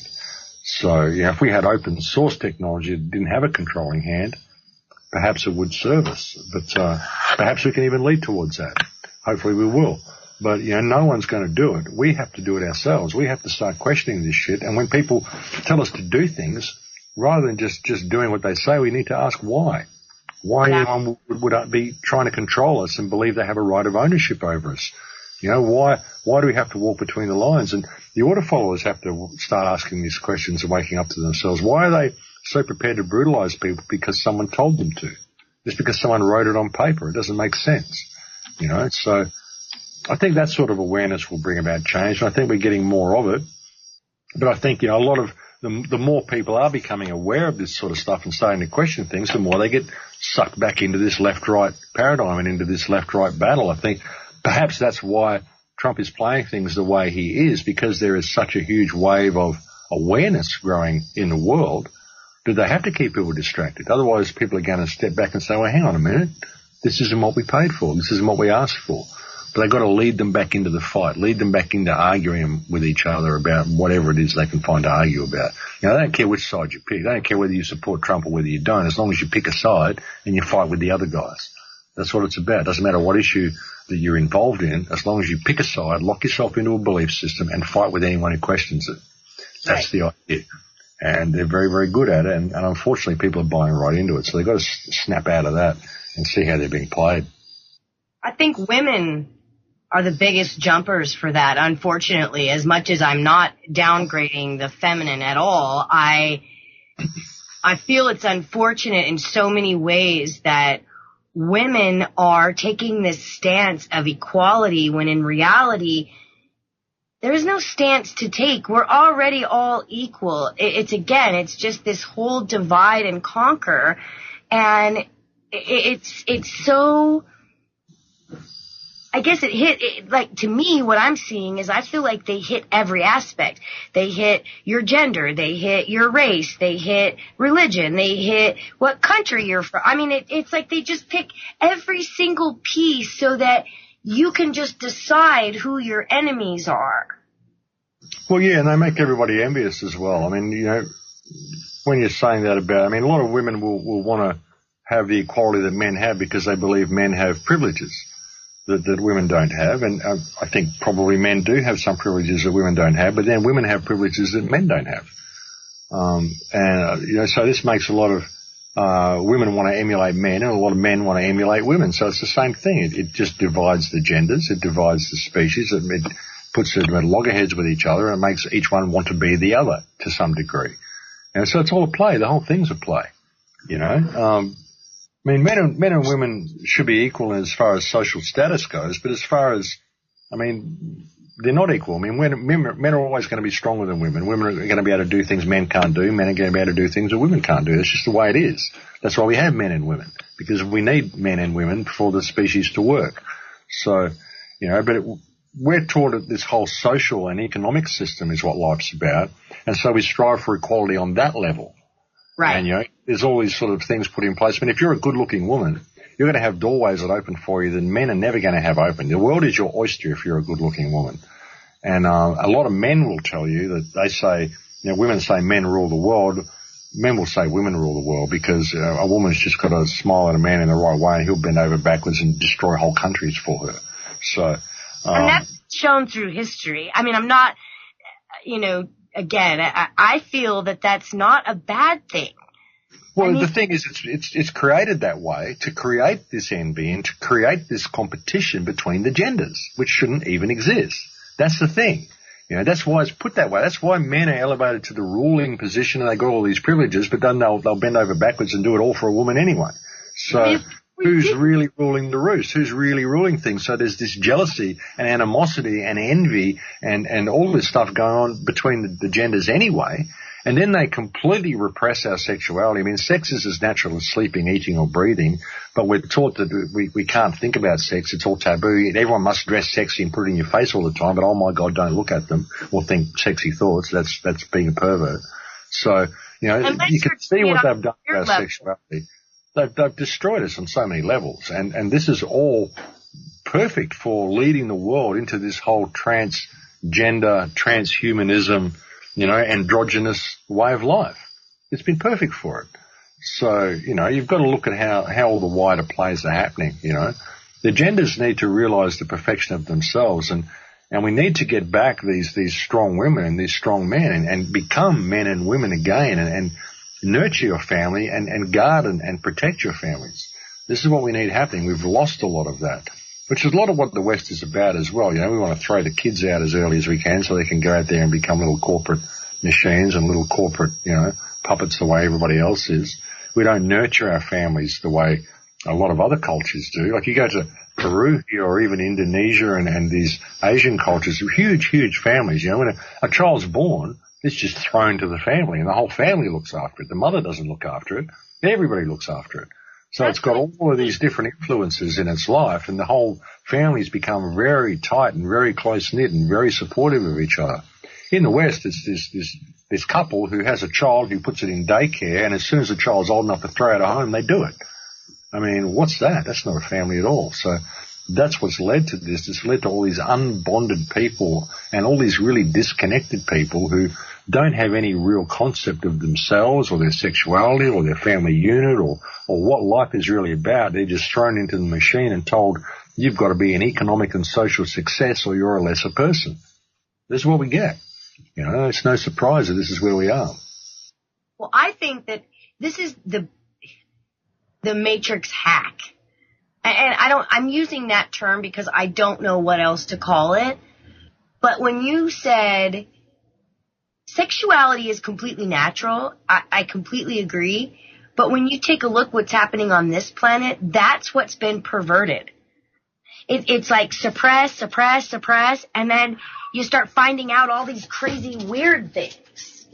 You know, like people doing people stuff. are disconnected from their own sexuality, so they want to go and do crazy weird things. So they indulge in porn and all this sort of stuff. I mean, you go into the forest here, going to meet the Yawanoa people or the Kachinoa people, and they're walking around in grass skirts with no tops on, and the men aren't perving at them, and the guys are just, and it's just natural sexuality.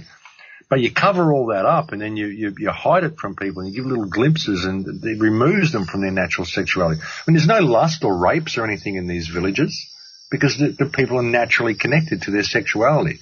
It isn't until you remove that from people, remove their natural connection to natural sexuality, that they start to develop all these perverted tendencies and all these suppressed things, because their sexuality is so suppressed, it just wants to explode in some way, you know, and it's suppressed and suppressed and suppressed, and then they're given all this really sus porn, all this ridiculous stuff, so that it turns into something that it's not supposed to be, and it becomes all these, you know, because it gets so bottled up, when it comes out, it wants to come out in a violent or aggressive way or an unnatural way. And this is naturally the way it goes. So that's why they've done this to Western society. And it's disgusting, really. It's really done a lot of damage to people.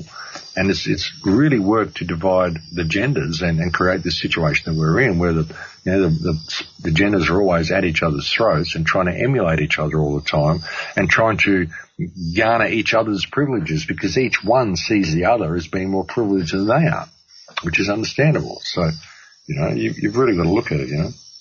I mean, I guess maybe it is my age, so I'm going to try not to go too deep, but I do understand what you're saying about the gender, because again, maybe it is, I don't want to say that it does probably have a lot to do with the way I was reared, but I am not attracted or do not think it's cute or sexy when some guy starts acting too feminine. I mean, I'm not saying that I necessarily have judgment. I just don't think it's sexy. Like, I'm not attracted to that at all. And I think that most women in my age group, I mean, not that I have a ton of friends or anything, but at least the ones that I know, I think we all kind of feel the same. And so when you're saying these generations and how my thought was then is I was thinking about my daughter's high school, and at least I would say 1 out of 6 girls between the 9th, 10th, and 11th grade are dropping out and having babies. And it's not as, I guess what's interesting about that to me is that it's 1 of 10 when they're all kind of doing these same things and they're not producing the children, which is showing what you're saying about the production is probably low. But then it seems to be like they're having these kids as babies. And that seems to be acceptable. So, well, yeah, they're lowering the age of consent, and they're making it more acceptable for children to have babies. I mean, this is the whole pedophilia thing as well. I mean, when you think about it, if you're running the species, if you're farming humanity, people start to lose their ability to work well after 30 or 40 years old. You know, you'd really, if you're a farmer and you wanted to have a production line that worked properly, You'd want the women producing children as soon as they're fertile, old enough to do it, so you're looking at 13, 14 years old. You'd want them to have all their babies done by the time they're 20, and then have them work until they're 40, where they'll all be retired. So you want a race that's going to have a short lifespan, 40 years old, that's going to breed early. This is ideal for you if you're a farmer. So this is where we're being led. This is, of course, where we're being led. I mean, men will work really well from 20 to 30. And if you look at a lot of even tribal cultures and even ancient cultures, you look at back in the old days, in biblical days and stuff, you'd have older men marrying very young girls, and they'd have their children all would be done by the time they're 20, and then they've got their whole life to live out ahead of them. Their body comes back to normal, they're all good. In Western world, you have children at like 30, 35, and it's very difficult for your body to deal with it, and you never really recover, and then you've got to spend your latter years rearing children.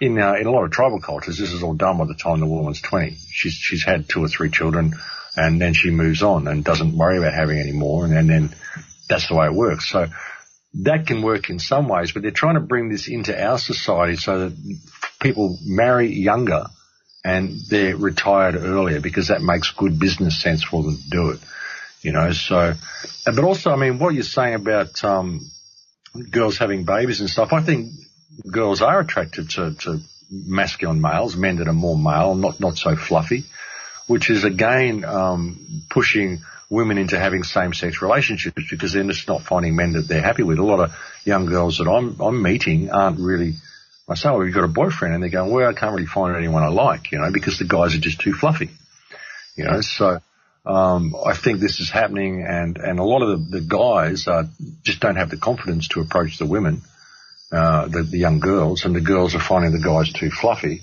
And so it's again, it's you know, the androgenization of the species. It all merges towards the same thing.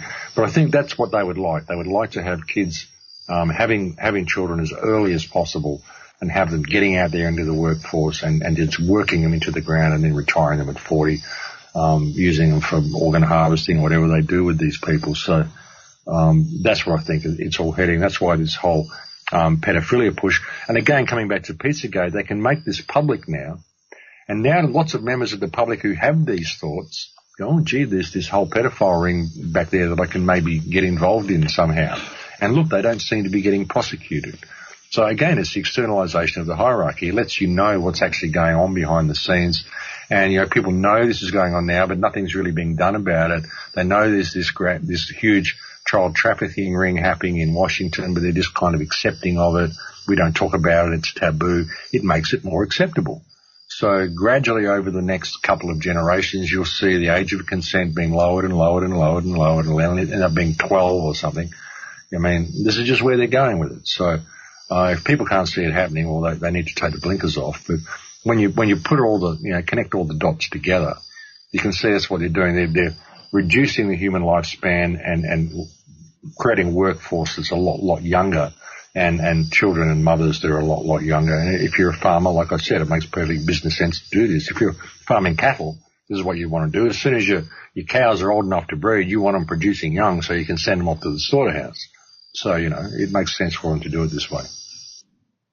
Well, and I'm just like, shit, because what you said about this whole thing with the idea of not just, you know, pushing out the babies, getting into society, working yourself, and being done.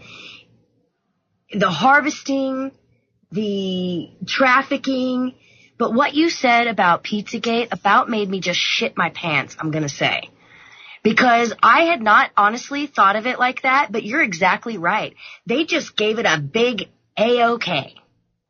Yeah, that's what it's all about. So you've got to, when you look at all this stuff, that's what I keep saying to people, you've got to remove all emotional and moral filters from it. You've got to look at it academically. Otherwise, you're going to be too shocked with what you'll find. It's going to horrify you. You know, it's just too dark to even want to go there. So you've got to step back and look at it and look at it on paper, how it would work as a business on paper if you were an ant farmer, you know, because that's as much regard as they have for the human race. It's like they're ants. You know, all you're good to as far as they're concerned is what your organs are worth. You know, what they can get out of you as a prostitute or a baby producer, and then what they can sell your organs for. That's all you're worth. You know, so if you're someone running a business that way and you want to harvest as many organs as possible and you want to turn people over and get this business working as quickly and as efficiently as possible, how would you go about it? And when you step back and look at it that way, how would they do it? Then you step back and look at the world, you say, well, actually, yeah, this is what they're doing. It's all there. It's right there. And it makes perfect sense for them to do that. If you're a psychopath, a sociopath with no empathy, and you view the world as an ant farm, the world is your oyster, well, yeah, this is what you're going to do. You know, so you've got to really look at it from a perspective of a business point of view and a farming point of view of how you would run the thing. And you've got to, like I said, remove all filters and look at it academically. And it's all there. I mean, you just connect the dots. It all makes sense. And like I say, go look at George Webb's research, what he's uncovered with all this human trafficking and stuff. This is what's going on. This is the human harvest that's going on daily on this earth is phenomenal. And the amount of money you can make, like $43 million you can make or something out of a human body. I mean, your kidneys are worth $261,000 each. Your heart's worth $150,000. Your bone marrow, which can be harvested 2 weeks after you're dead, is worth $23,000 a gram. So there's a lot to be done from harvesting people and harvesting children. And, you know, there's a lot of reason why these wars are ongoing and why the world is continuing in the state that it's in. You know, there's doctors that have done like 10,000 kidney transplants. Well, where are you getting all the kidneys from for all these transplants, you know? You know, you've got to look at what's going on here. There's a lot more going on behind the scenes than what people understand. But you've got to look at it analytically. You really do. Otherwise, it's just too shocking. Even from an analytical point of view, it makes me want to throw up. I mean, it really, even though I'm aware that this has been going on, I guess this was a great show for me. We're coming up. We've got about 3 minutes. I can't believe it, but I just feel like the whole reality of what I thought was happening with the pedophiles is now all of a sudden just kind of smeared in my face. And which is fine and good in a lot of ways, but it's like shit. You know, I mean, it really is. Like sometimes I feel like how can you really be such a shit? Like how can people, like I know that there's the psychopath and the narcissist and all of these different things, but I mean, dang. Like you're talking really, you're just not good at all. Well, yeah, it's hard to imagine what can create a human being to be like this and what can really, how perverted someone's psyche can get. But, it can. I mean, it's there. You know, I often tell people to do the shadow work in themselves and see how dark that shadow is within themselves and see what they're really capable of if they're pushed and understand that that's the energy these people are in. And they enjoy it. To them, it's a bliss. It's a form of bliss. So, that's the only way you can really understand it. And that makes so much sense. So you have so much going on. If you could just plug a few of the places that you're speaking, you have your own radio show, you have things that are happening all over the place. So well, my website is thecrowhouse.com, and I'm speaking at Acapulco next week in Mexico, the Acapulco conference, the Anarchists conference. So I hope to see a few people there. I'm going to Hawaii. I've got 5 weeks of workshops in Hawaii. I'm doing some combo treatment and some just get-togethers with people. Then I'm going to speak at the Free Your Mind conference in Philadelphia in April 7th to 9th, I think that is. Then I've got a gig in Joshua Tree on the 22nd, and then a gig in Ohio on the 5th of May, and then some gigs in Europe, or in England at AV8 on, I think, May 27th or May 20th or something. And a lot of stuff going on. You're so fabulous. And so if people want to find you, they can look you up. Max Igan, thank you so much for this conversation. You're always so enlightening. I hope everyone has a great weekend. Good night.